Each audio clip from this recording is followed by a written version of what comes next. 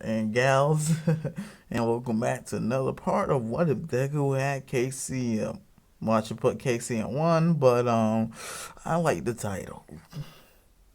This is technically not clickbaiting, right? Right? Anyways, without further ado, let's get straight into the what if. Anyways, nothing really changes into the whole Shigaraki encounter situation if you remember during the USJ arc, which we are at, where Deku is able to grab Sue with the chakra before Shigaraki could, turn her into the frog dust. You get it? Cause never mind. Anyways, Deku tries to take on the Nomu. I was about to say Goku.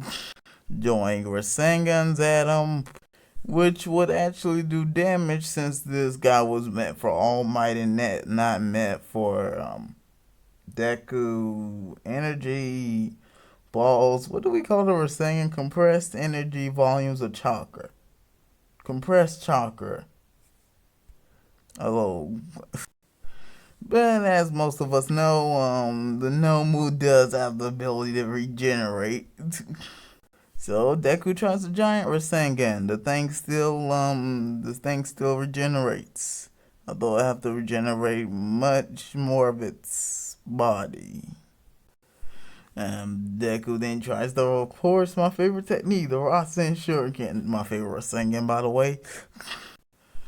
Which will cause a giant explosion, obliterating the Nomu's, actually the entirety of the Nomu's body, and leaving only the thing's head.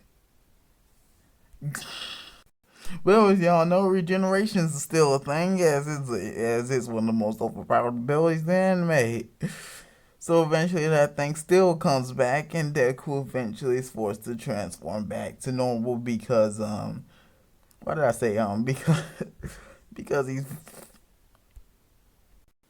as that Rasen Shuriken did take a lot out of him. I did say this was a consequence of the quirk, right? The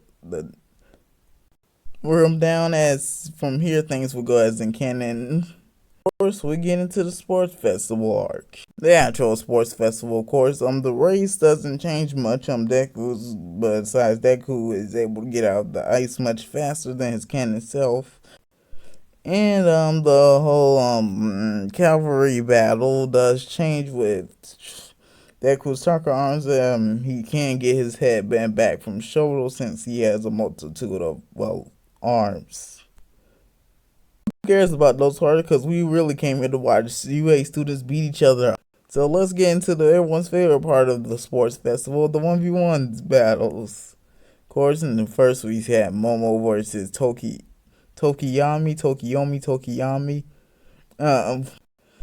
Basically that goes as in canon with Momo still losing. Shoto versus Ioma. Shoto really takes the win here, no real trouble. Bakugo versus Hatsume. Either Bakugo wins if the match continues on, or she gives up like she did against Ida. Because she's already showed off her babies. Of course, Deku versus Ibara.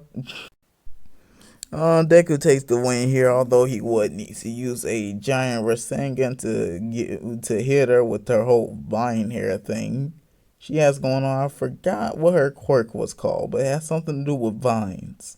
Also, how do they have her costume drawn, but they don't have Shinsho's drawn? Never mind.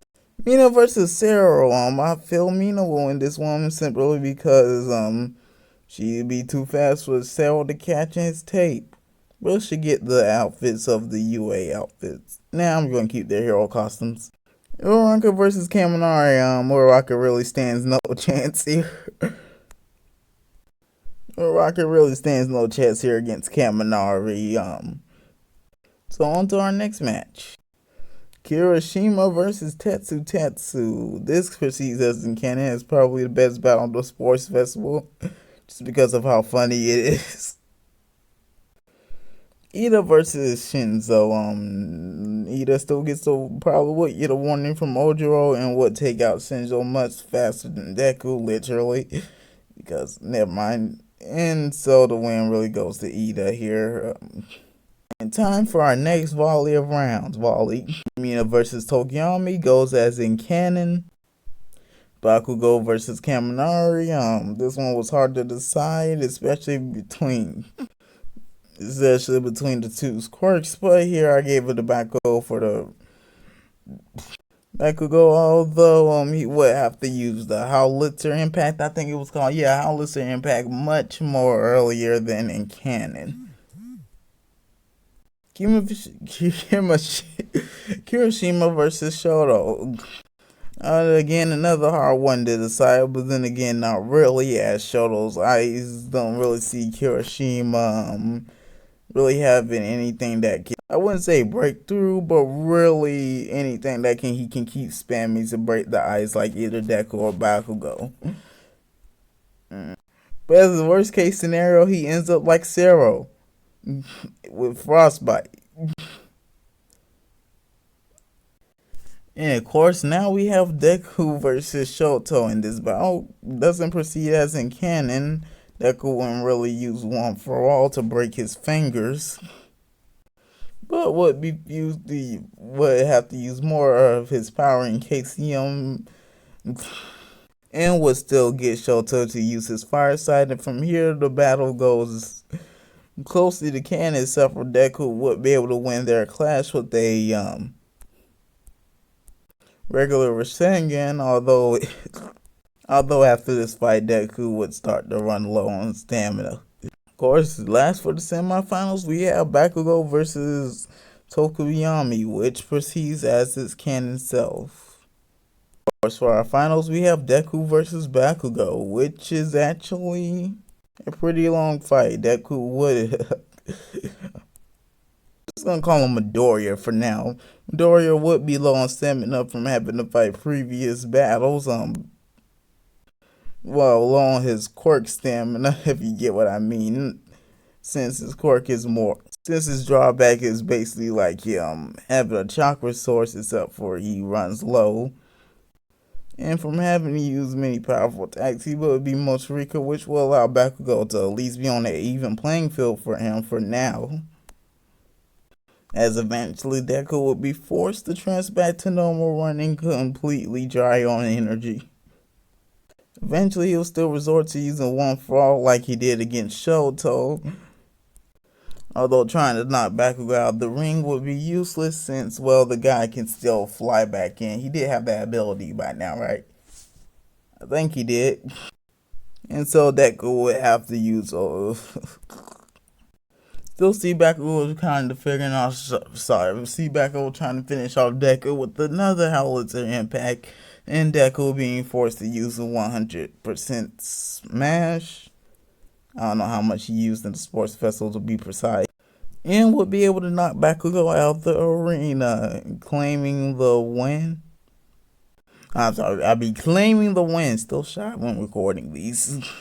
Here things proceed as in canon, with Deku just claiming first place this time, but everything is alright. And with that will end off this video and this part. Hope you enjoyed. Don't forget to like, comment, subscribe, and join me next time, as I'll most likely be doing What If Sasuke Had God Key. And hope to see you in the next one.